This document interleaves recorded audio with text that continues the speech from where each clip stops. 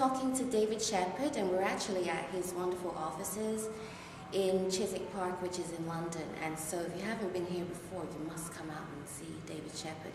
Hey David, how are you? Hi, evening. It's great to see you again. Yeah, good to see you too. Really happy, and thank you so much for giving us the interview, because I know that you're really busy. He's a very busy guy.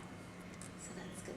So my idea for this interview was just to get to know you personally a bit better. You have a very important title. You're president of the American NLP Board, right? American Board of NLP. American Board of NLP. Yep. So David is a great guy to know. And if you know anything about timeline therapy, then you'll probably already know who David is.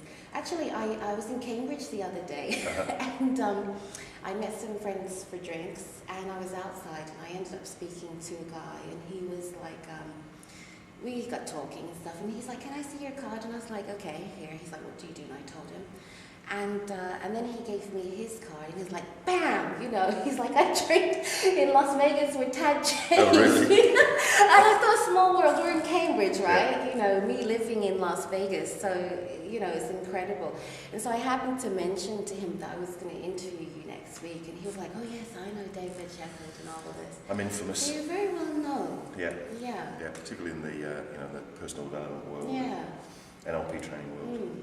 Those kind of things. Because I've been doing it for quite a while now. Yeah, how long have you been doing it, David? I first trained in NLP in May 1993. Oh yeah, that's quite a while ago.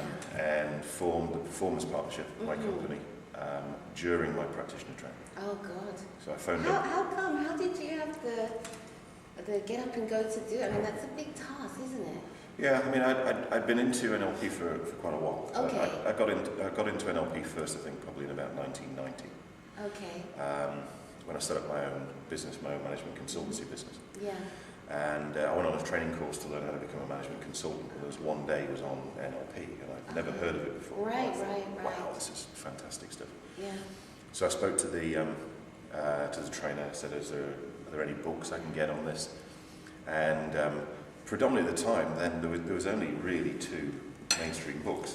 Oh, what were they? And one was Unlimited Power by Tony Robbins. Oh God, that's a good book, isn't it? So I bought Unlimited Power by Tony Robbins, absolutely loved it, Mm. and thought, yeah, NLP's where it's at.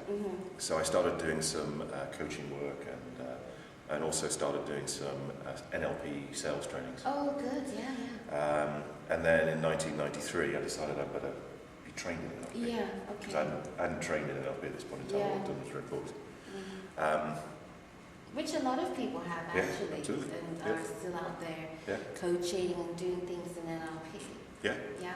So I looked around in the UK for trainings, and they were all 20 days long. Oh God, that's Which I just couldn't afford to take that much time out of our business. So I looked around and I found Tad James. Oh yeah. And that did mean I had to fly to California to do the training. What a shame. Yeah. Holiday and training, right? You can beat it. Yeah. So I did the 7-day practitioner training, and loved it so much that I thought, right, I'm going to stop doing everything else that I'm doing, and I'm going to set up an NLP training company. Yeah. So I went to Tad part of the way through the training and said, okay, I want to bring your products to the UK. Awesome. What do I have to do? Yeah.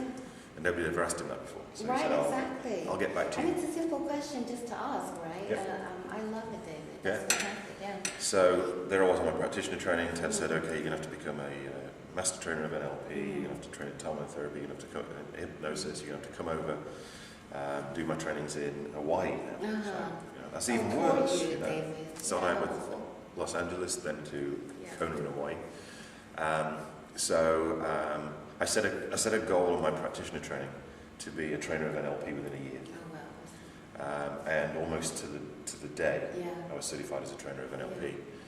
And then 2 years after that, I was certified as a master trainer of NLP. Oh, wow. Which is, I think, is probably about the shortest time anybody's ever successfully done it. Yeah, because it's a big accomplishment, isn't it, to be a master trainer of NLP. And then as a result of doing that, a reputation in it, though. Even in the 2 years. it's hard work. Yeah, hard work. I put a lot of effort into it, a lot of focus. Then as a result of getting that, I actually started to work with Tad. So I trained with Tad. So I trained with him What were you doing? I was training on his master practitioner training. We were doing trainers training together, and then also started training on his Huna trainers as well. So it's a bit strange, really. This lad from Mansfield, which is like north of here, about 140, 150 miles north of here, winds up. I think I've been to Hawaii around about 40 times. Wow, really, David? Yeah, because I was going about 3 times a year. Yeah. And I'd always wanted to go to Hawaii because when I was a kid I was an Elvis fan. And it's so far from here, isn't it? It's a long way from here. Yeah. And so I saw Hawaii in the Elvis movies. Would I ever go? Yeah. And then I ended up going 40 times. You'd never imagine it, would you? And there you are. Yeah. I used to love those old Elvis movies too. So that's how I got started. That's awesome. And then obviously I still know Tad. I still go and speak at the American Board of Hypnotherapy conference. Yeah, again this February. You're going. What's the actual date for that? The ABH, American Board of Hypnotherapy, I think it's right? the first weekend in February. Is it the 4th and 5th? I think so. I'm sure if any of our viewers really want to know, you could Google it. ABH, American Board of Hypnotherapy, 2009, and that's actually Tad James' organization. So yes, and also you can. What's your website information? Our website's www.performancepartnership.com. And David is actually stationed in Chiswick Park, which is London. So, David, can I talk a little bit about Huna? Because I don't know that much about it, but I really find it fascinating. I listened to Tad James' introduction to Huna, I think it was, and I found it really interesting. I was actually, honestly, floored by him and Adriana, they're singing. They're chanting, They're chanting. Yeah. They put so much passion into it. I thought, God, they really love doing this. And I know that they're incorporating it into more and more of their training. That's right. Obviously, you can't speak for them. But can you tell us a little bit more about Huna? Yeah, I mean, it's the ancient teachings of the people of Hawaii. Yes. So it's a shamanic tradition, a magical tradition, a spiritual tradition. And there's shamanic and magical traditions everywhere everywhere you go on the planet. It's getting quite popular now, isn't it? Yeah. And everywhere had its own version. The rather unique thing about Huna is that because of the geographical remoteness of Hawaii, the missionaries didn't arrive until 1820, which isn't really that long ago in the grand scheme of things. Right. When they arrived, they made the practice of Huna and the dancing, the hula, and chanting illegal because they said it was against devil worship. Devil worship against the Christian religion. And they said that these people were very lewd and crude because they were wandering around with not very many clothes on. Oh, right. Indigenous people. The temperature was in the 90s, they were really humid, Yeah, I understand. And that happened pretty much everywhere around the planet. When the missionaries went, they made the local teaching, magical teaching, or esoteric traditions illegal. And that started something like 2,000 years ago. Okay. So in order to sort of convert to Christianity, was it something like that? Yeah. And so a lot of other places on the planet, their esoteric teaching disappeared a long time ago. But in Hawaii, it's still fairly recent. Yes. So although it was made illegal, it went underground. Yes. And the chants were carried on, handed down from parent to child. And from then translating the chants, you can actually find out the original teachings of Hawaii.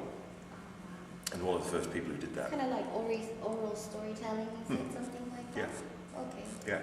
So they didn't actually have a written language. Yeah. So everything was taught orally and held in the chant. And the Hawaiian language is an interesting language because there's less letters in it than the English language, for instance. So words have to work harder. So words have multiple meanings, but also they have an esoteric or a hidden or a huna meaning. So probably the first person